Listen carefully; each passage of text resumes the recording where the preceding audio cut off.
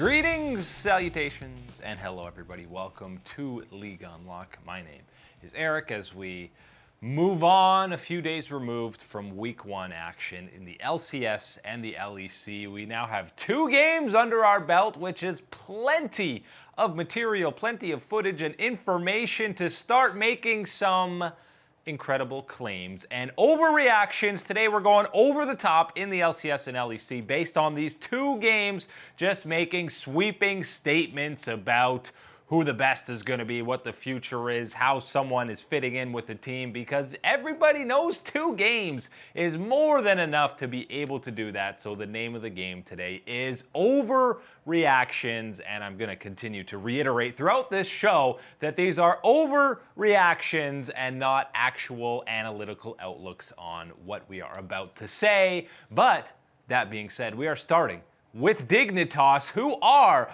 after this first week, looked incredibly dominant, looked rock solid, and they will be the hope and faith and the golden boys for all of North America. And it starts with Froggen, who is the front runner right now for MVP in the entire LCS. Had an incredible debut week, player of the week, 3 solo kills in 2 games, highest damage and CS differential at 15 among all mid laners. This guy has finally a decent team around him that, assuming the consistency is more there for some of the other players and Johnson lives up to the hype, then Froggen can finally be here to be the first player to get a title in Europe and North America. It would be beautiful poetry if he were the one to do it.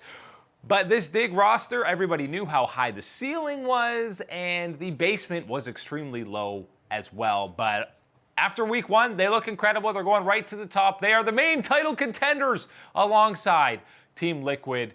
And again, it is a lot of it because of Froggen in the mid lane, especially when picks like Victor are actually looking like they might be meta. We know that the champion pool that this guy has is absolutely absurd. He's not playing none of them supportive champions in the mid lane. Give him the carries, give him something that can farm up and have almost 11 CS a minute so that he could completely pop off in some later team fights. He didn't even really need to pop off in a lot of these fights because Dig was already so damn ahead in the mid to late game in their matches against EG and CLG.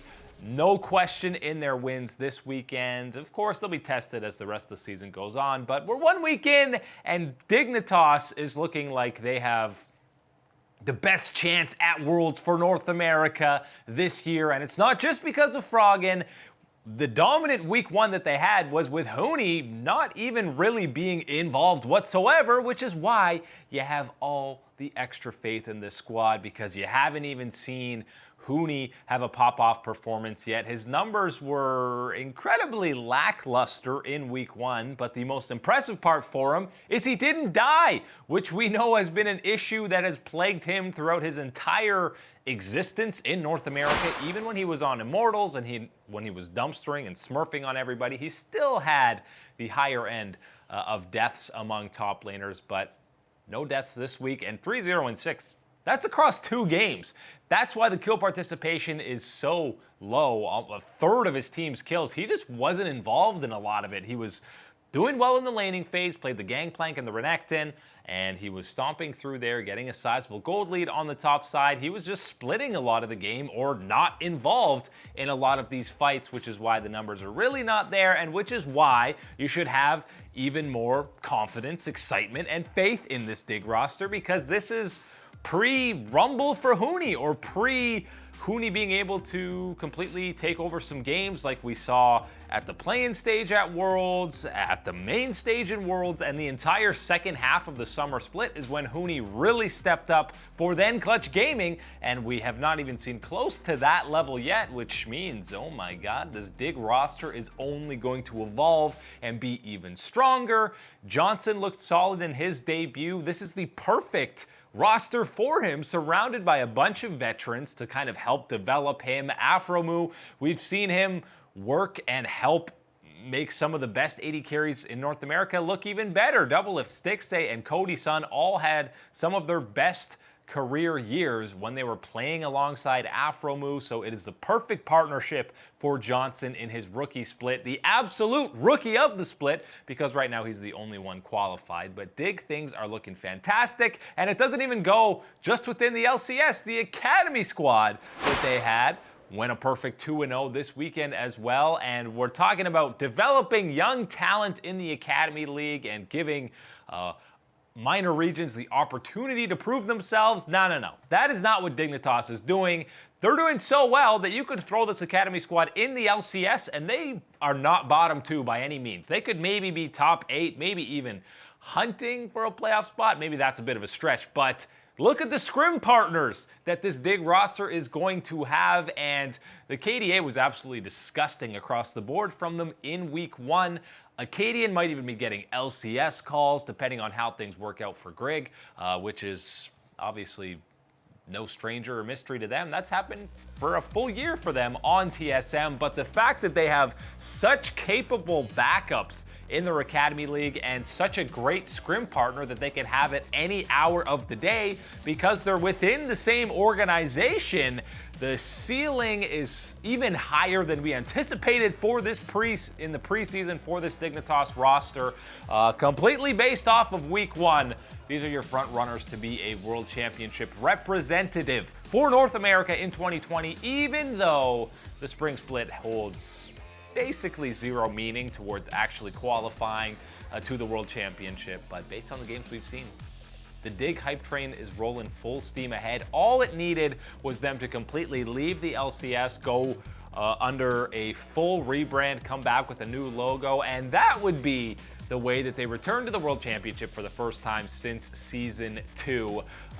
Everybody, there's so many likable characters on this roster, from Afromu, Frog, and HUNI. All incredible personalities that have had huge fan bases, even when they've struggled, because HUNI and Afro in particular have been on the wrong side of the fans as well. But Dignitas right now, an incredible start to 2020, and you should be all aboard that hype train immediately. Another big overreaction for week 1 is Team SOLOMID and Counterlogic Gaming. The old gods, or a couple of the old gods in North America, look dead in the water already in the first week, and it wasn't because they had particularly rough matchups or scheduling in week 1. It's just because they looked plain bad. They play each other in week 2, and the big overreaction is whoever loses is done. They're not making playoffs, even if they win their first matchup, because they are the Monday nighter in week 2. That means they're either both going in with an 0-3 record, or even if they both go at 1-2. Whoever loses drops to 1-3, and with the gameplay that we've seen through the first couple of games, no confidence in whoever loses that in making playoffs. 1-3 is already a big enough hole to climb out of, especially this year in the LCS, because the competition is more stacked than probably we've ever seen. There's 8 teams that you could make a legit argument for making playoffs, and maybe even more after week 1 with Immortals actually showing up. So whoever loses that Monday nighter, all of a sudden, it's the most important match of the season, because somebody is going to be in the doghouse big time.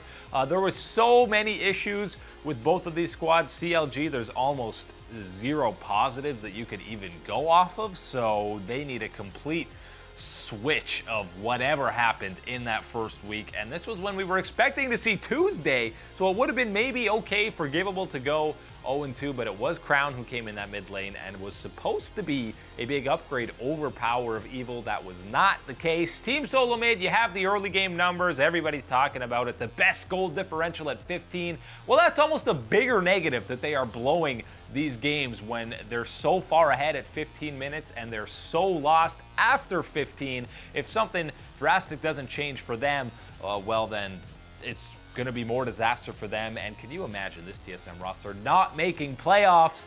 But because they are so good at the early game, and you saw how bad CLG is, hopefully maybe a 4,000 gold lead is enough for TSM to actually snowball a game into a victory. But either way, that Monday nighter is going to be exciting, not because they're fighting for the top of the table, but because whoever loses that is pretty much dead in the water, and we have barely even started the LCS season, and we're already talking about who's going to be in trouble to even make playoffs.